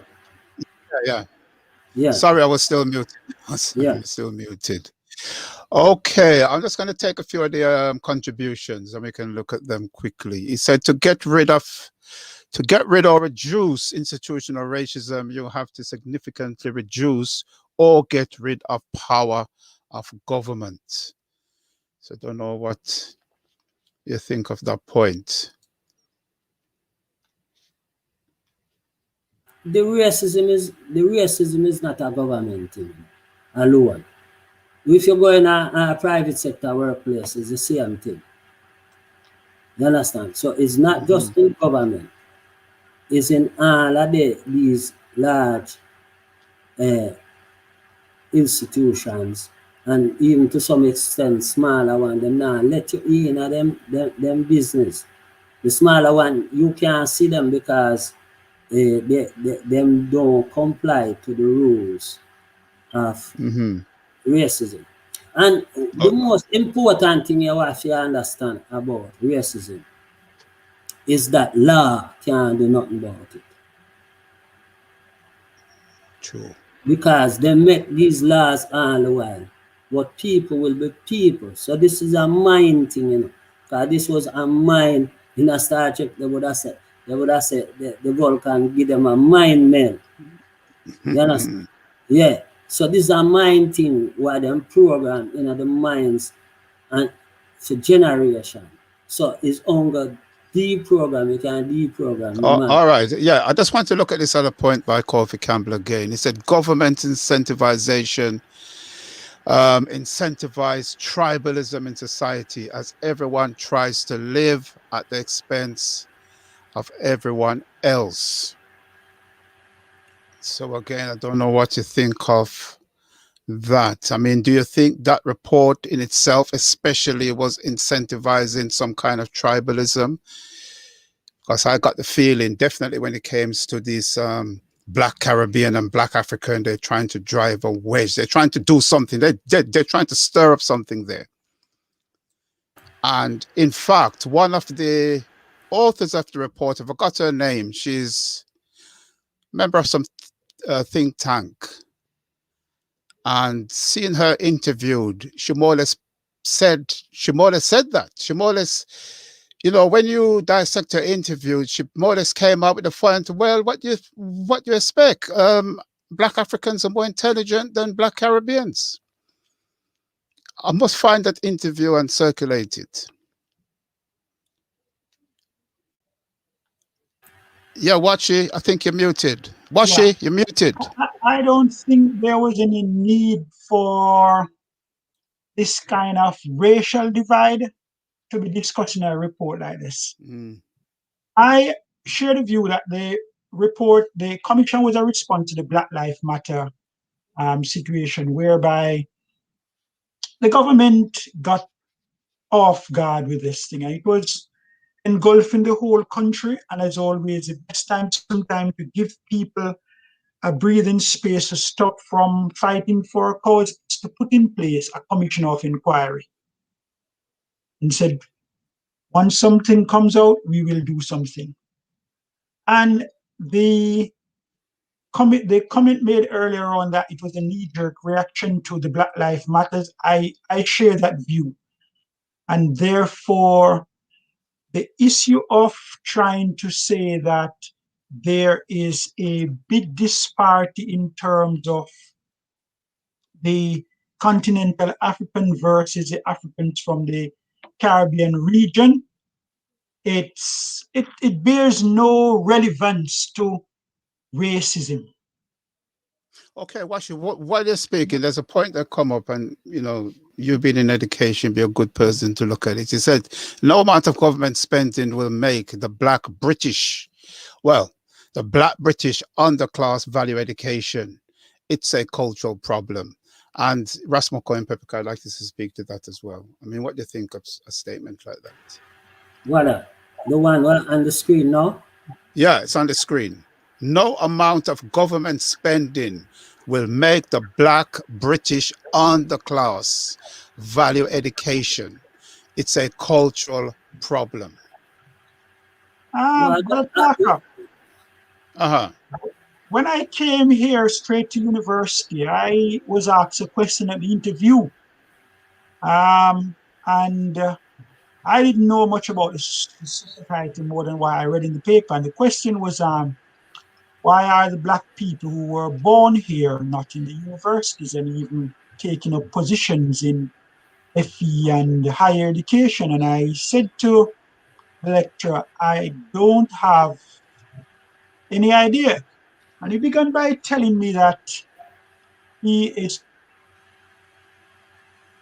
making community for years, and they went back home in the early 70s because of racism.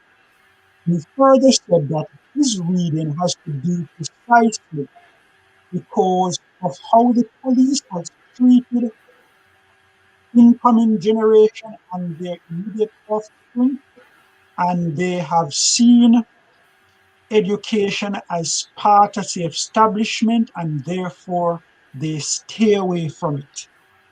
And I'll never forget that comment. And as I go through England and I hear comments about... You know what, could you repeat that? Because it didn't come across that clear. Yeah. Could you just repeat that again? He said there were two reasons he think for why the Black natives were not in the universities and in further education was two. One, the issue of the police, how the police treated Black youths, and they saw it as the universities and higher education as part of the establishment, and therefore there is a lack of trust and they do not want to be a part of that system. He made that very clear to me that he think that was one of the problems. And then he also said to me that the fact that a large number of the generation who came as part of the Windrush were possibly from rural areas, though very skilled, highly intelligent, there was something that was not appealing to them to drum home education to their offspring at the time. So the issue about a cultural problem may hold some relevance to what the caller has raised. Taraka? Yeah, if Brad Wash could have, if he could have turn off in yeah, Wash, just mute your mic. Yeah, all right. Yeah, I still hear something. I don't know if I pepper guy. Yeah, so what happened, yeah, is that the question I asked about Black British underclass. So I must say no matter how much money throw at it. Well, you see the problem is only Black people can fix Black people business. Alright? No, we put money into the coffers. We put money into what them call the exchequers over here. You understand? We pay our tax like anybody else. But do we get the same return from the government? No, we don't. Do we see the percentage of Black people in the population, anything close in an ambulance driver, in the fire brigade, in the police force, in the parliament, in the House of Lords, and all these big institutions? Do we see that? No. No, going back to the question what Brother Washi was talking about. The question is that the teachers were never interested in their Black pupils, especially Black pupils who were confident and not subservient, because the African student is a subservient student compared to a Caribbean student or a British student. So they need an understanding of the teachers. So the teacher who cannot cope, who do not have the knowledge to cope with these students, want to blame the student then. But they're, like I say, these students get taught in the Caribbean and them do very well at this moment too. If you send all these students to go in a Caribbean environment, go get teachers. You see them grade go up significantly. So this is about a matter of interest, a matter of culture, a matter of thing. The Indian them do well because them have teacher in the system. You understand? Them have teachers in the system and them help them one another in the system. Now, going back to Gus John, in the time when Gus John used to be director of education at ACME, whole heap of black people used to work in ACME because the riots of the 1980s did demand inclusions, right? And the reports were come, the Mac First and all them things there, say, okay, let's include them. But by 1990, the exclusion start again. You understand? Because they are not genuine in what they are doing. You understand? So this thing what the Prime Minister do, he never genuine. Otherwise, he would have never give a guy like Tony Sewell the report, the commission to chair the report. He would have never give clear OBEs and MBEs and CBEs panel commission. He would have never do that. He would have made the commission all inclusive from all sectors of the society. You understand? He would have 2 men who go to prison too. You understand? So that them can vent them views. So this was never ever a thing. This report is a part of the racism that we are experiencing. You understand? So when we are going to say it is a racist report on racism, and don't get fooled by the black faces. You understand? Because when them are capture we, you know, and are capture slave, it's black soldiers then get to do it, you know. Them capture a set of black soldier first, and then go capture the other black soldier then. And then have British officers over them. You understand? So this is the same type of thing. This is some like a soldier them now, just do their master's bidding. You understand? Them not have no, they are not educated like them pretend to be. Because if you was educated, you would know that you are a sovereign being. These people are not sovereign beings. They are puppets. You understand? This is why them have to write a report like that. Because if them was sovereign being, a different report would have come from, and it would have make it clear why the Indian are doing better and why the Orientals are doing better than the Africans and the African diasporans, than the continental African and the African diasporans. You understand? And when them classify we as Caribbean, we don't know what that means, because only for different people down at the Caribbean. We don't understand what that means. Okay. All right. I'm going to bring Elder Pepperkind, but just before you come in, you made a point about, you know, Asians and brothers and sisters from the continent doing better than, to me, better. I would say so-called better, because remember, what is education to some of the points? You take those same students, as you say, put them in a Caribbean environment, and they'll thrive. You take the same students from the Caribbean who tend to enter the United States, they tend to do, you know, very well in education. So what is particular? What is it about British society that seem to be, you know, that when it comes to Africans from the Caribbean, you know, there seem to be a big problem in us functioning in British society. I mean, that's what we have got to, I think, nail down, because you put them in any other society and they tend not to have the difficulty in the so-called education system as they would in this country. So what is it about the education system in this country that is failing, and that's the word I would use, failing Africans from the Caribbean.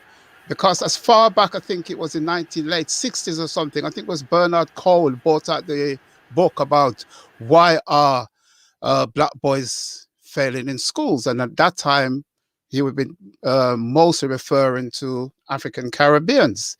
And so if that hasn't changed from then until now, there've got to be some underlying cause in the British education system as why you say others can be seen to be successful, and yet the ones from the Caribbeans, which I was one, which you was one, we all went through it, seemed to, we don't take to it. There's something about it that we find very difficult to function within. So at this point, I'd like to bring in Elder Peppercar. You've heard quite a few comments and stuff. I'd just like your take on what you've heard so far. Well, I'm glad the points you just raised, Brother Talker, because first and foremost, we have to define what is education. And I like the definition that our past President of Tanzania, Julius Nyerere, puts it. And he said, education is a simple process of the older generation of a people imparting the way of life to the young. And that is where we start. And we have a situation where the curriculum is geared towards white dominance, white justification of theft of other people, subjugation of other people. So that information of aggression, that information of piracy is hidden. And we have to fit into this curriculum of lies that we have no value. We bring nothing to the society. In fact, African contribution to civilization is either hidden, stolen, and lied about. Take, for example, the headline from Kemet, so-called Egypt. These Arabs who are invaders, conquerors, who today dominate the society of Kemet. And they're claiming that that civilization was their own. So as Arabs dressed up as Africans, as people of Kemet, and stolen legacy. And that is where we need to focus. So even those of us who have achieved in the British education system, we pass exam, we go to universities, and we're not ready to take a position within society, like Tony Sewell. No, if Tony Sewell had gone through a curriculum designed with African inclusion, there's no way he could behave in those treacherous way that he has, because he would know that all the wealth that have been raped and plundered out of Africa, out of the Caribbean, to build British society and to create this abundance of wealth that the British people enjoy, that we came over here to try to retrieve, because our societies were robbed, plundered, and we were used as a labor to build those societies. And when we came here on the invitation. We came to the mother country. And what a wicked and horrible and brutal mother we face. Because while other people who was invited to come to Britain to build War II in Britain were provided with accommodation, we met with an outright refusal. No blacks, no dogs. That was a welcome that we received. So we were never included, was always excluded, and we will always have to make a way for ourselves. And today, there's a growing homeschooling movement that has started. And we as conscious Africans have to throw weight behind that, because it's about us creating for ourselves a way in which we can live in a hostile environment when we begin to look after and take care of our own business. So we cannot rely on the very people who have always set out to dehumanize, to disenfranchise, to rob us of our place in society, to be looking after our interests. We must remember that we must design our curriculum to ensure that we get the right education to prepare ourselves for life. And until we do that, we'll always be at the beck and call of others who mean us no good, who only want to use and abuse us. And we have to separate ourselves from that toxic relationship and begin to do for self, as the Honorable Marcus Garvey teaches us to do. Do for self. And when we do for self, we gain and we build upon our self-respect, and the rest of the world will respect us. But not until we begin to do for ourselves.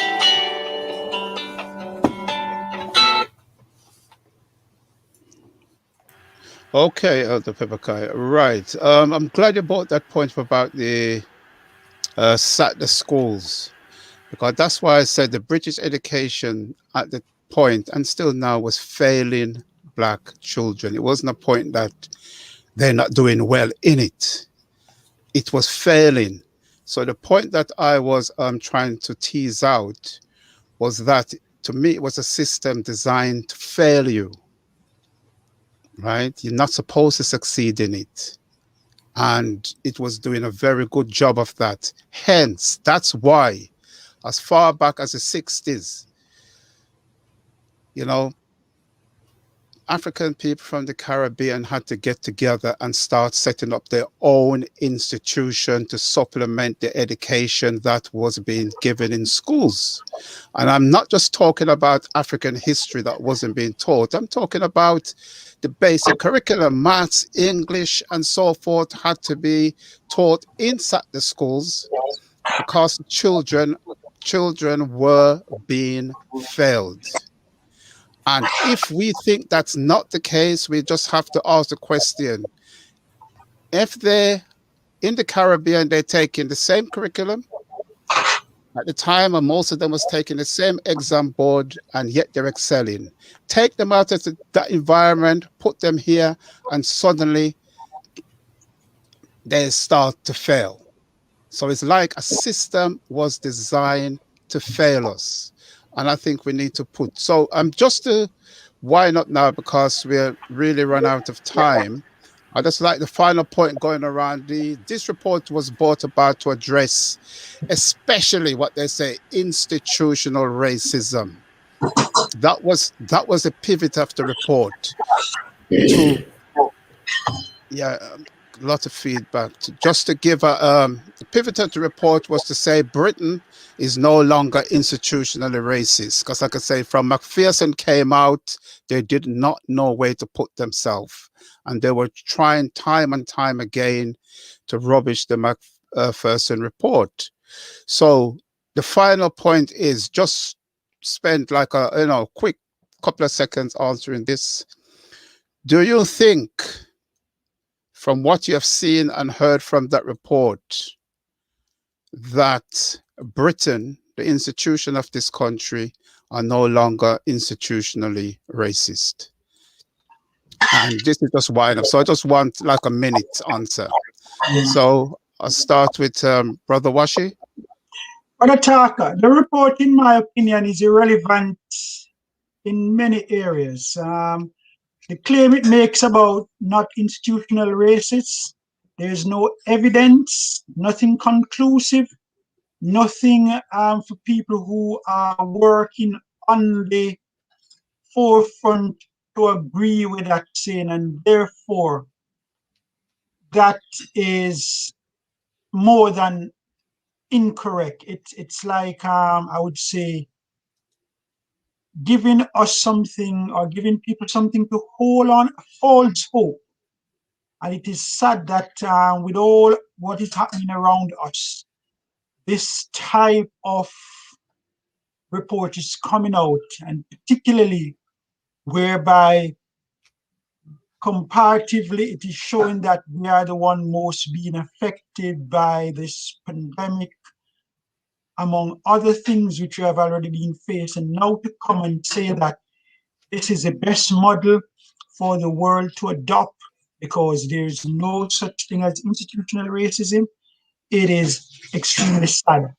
And Tony Sewell and his group need to reassess what they have asked our people to hold on to or to think about. It is extremely so sad. Okay.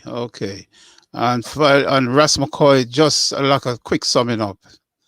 I mean, what do you think about this institutional racism? Do you think the report has gone any way to show that Britain, as they say, is no longer institutionally racist? Well, like I said, this thing deeper than institutional racism. This is endemic racism, systemic racism. And the report is just another racist weapon to take the thing out of the eyes. People think that we don't have a problem when the problem exists. And they only think we have a problem when we riot.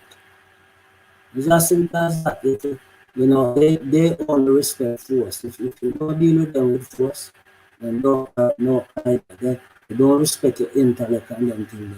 And going back to the education system, the reason why the black youth them feel over here, because the teacher them don't care about them. Simple.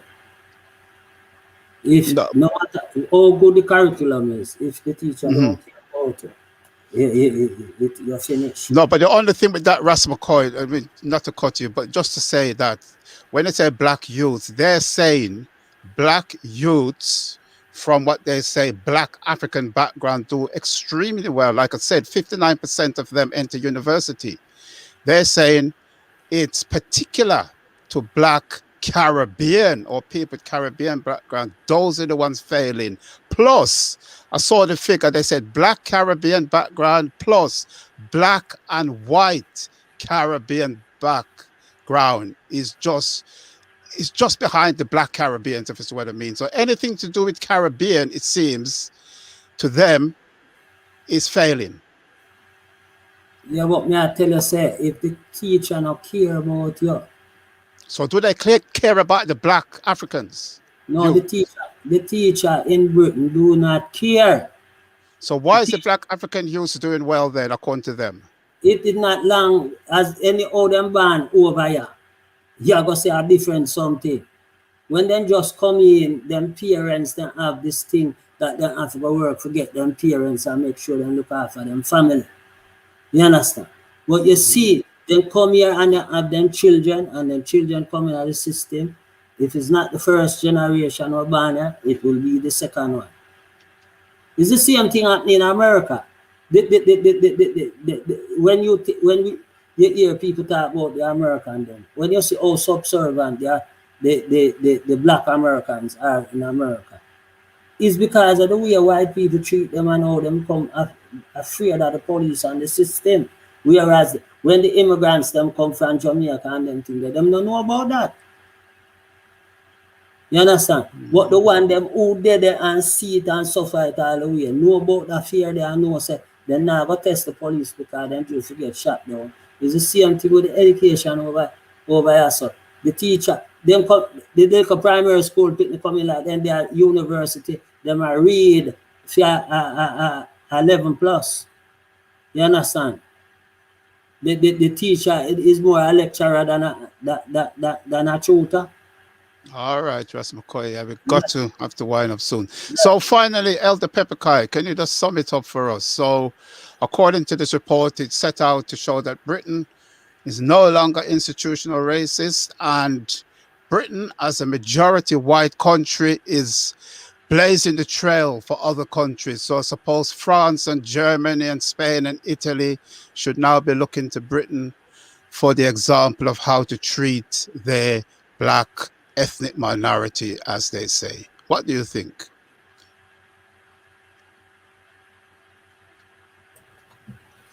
I suppose Boris Johnson is looking for some justification as to why Britain left the European Union. But let me say this, that what is in this Sewell report is sewage material, and we should throw it in the garbage where it belongs. And I would suggest that someone like Professor Gus John pick a group of people and go through the process of a report and send that to Boris Johnson. Okay. Yeah, and just to wind up, there was a point made here. I don't know if it seems to me like Sewell is trying to backtrack somewhat, but I don't think it's too. I think it's too late for that. He said Tony Sewell respond to the report criticism that he could only work with the data presented. Suggested that on some level, his name being on the document is not sitting very well with him.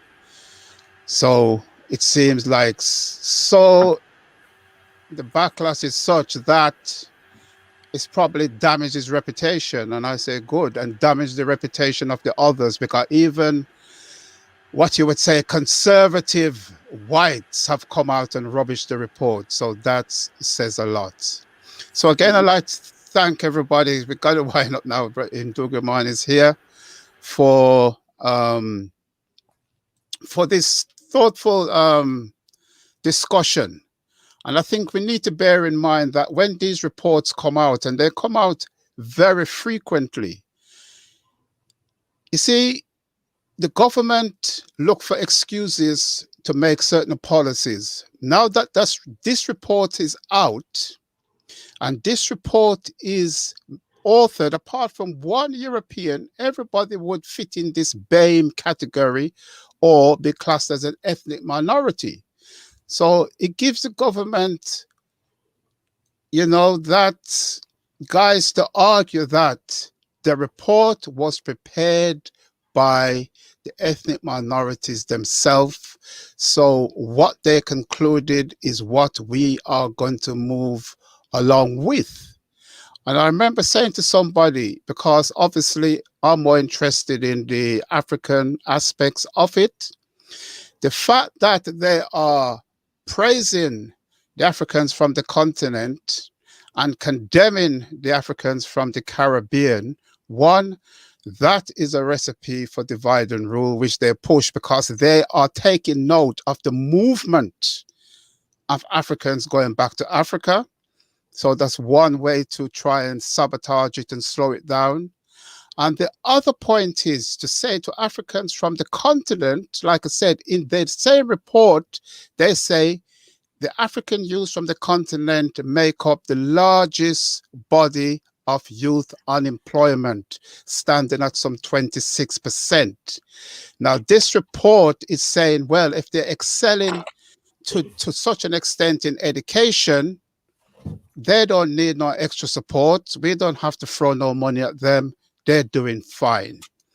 So you can see it's a double whammy for us wherever you look at it. But I am glad that the reverberations from this report is such that it seems like Tony Sewell and the others are now running to hide. So just let that be a lesson, because it's not the first report and it won't be the last report. And all we have got to do as African people is concentrate on our journey, where we're going, what we want in life, and just ignore these reports after report, trying to turn us against each other and trying to denigrate us. So at this point, I know Brother Man has been sitting there very patiently. I'll turn to him to end this session for us. So good morning. Yes, I'm here. Yeah, Asante Sana, Ndugu Tahaka, and Asante Sana, Vas McCoy, Elder, Mze Pepakai, and Ndugu Washi. Thank you for your wisdom and for your the points that you needed to make to enlighten us and to confirm what we already knew. So, Asante Sana. So we're going to bring the meeting to an end. Thank you again for all of you who are joining us, and thank you to all of you who are going to be watching this later. You're not watching this live. So we're going to bring it to an end. We're going to end with the ritual that we began with. So the invocation that we began with, we're now going to close that invocation, that ritual. So the closing ceremony. And at the same time, what we're doing is we're giving thanks to the all, to the Creator, to the forces of nature, power that underpin all things, and the ancestors. As we do that, we're going to ring the triangle chime. Mze Pepakai, as an elder here, right? Is there a number that comes to mind that you're resonating with, that we can ring the chime finally with? Is there a certain number that comes to mind straight away from your intuition? Number 9. Number 9, beautiful. Number 9 is the quantity for completion and for letting go of things that are no longer useful for us, very much like this report. So as we ring the chime, we allow it to resonate with us, go around us, through us, and over us, to connect with, again, with our third eye, to give thanks to the ancestors, to the forces of nature, the Netaru, they're called in Kemet, and the all, that are always with us, are part of us, but now are being consciously brought to our conscious mind. So we give thanks for them and ask that they take our intentions, take our will, and fashion it into reality that we wish, because we have the power. That is the trick that is played upon Africans for centuries and across the world, that we don't have the power when we do. And that power we change into intent and will and to action. There's no intent, there's no change in reality and just sitting there. You have to actually move forward. You take one step towards the ancestors, they take 10 towards you. So as we ring the chime 9 times, be thinking of that recognition and that gratitude and thanks to the all, to the ancestors, and to the forces of nature. I'll count and kiss really keep time.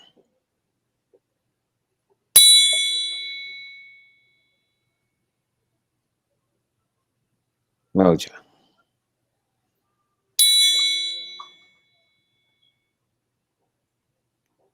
Mbili.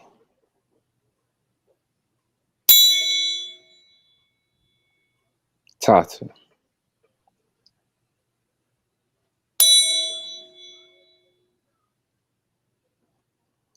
Nne.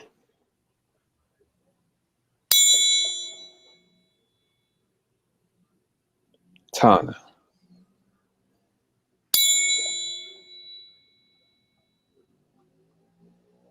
Sita.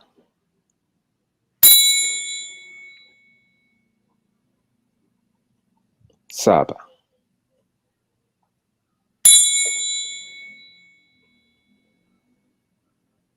Nane.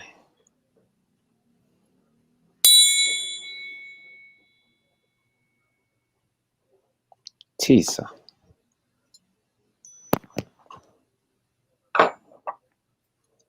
And I'll share my screen.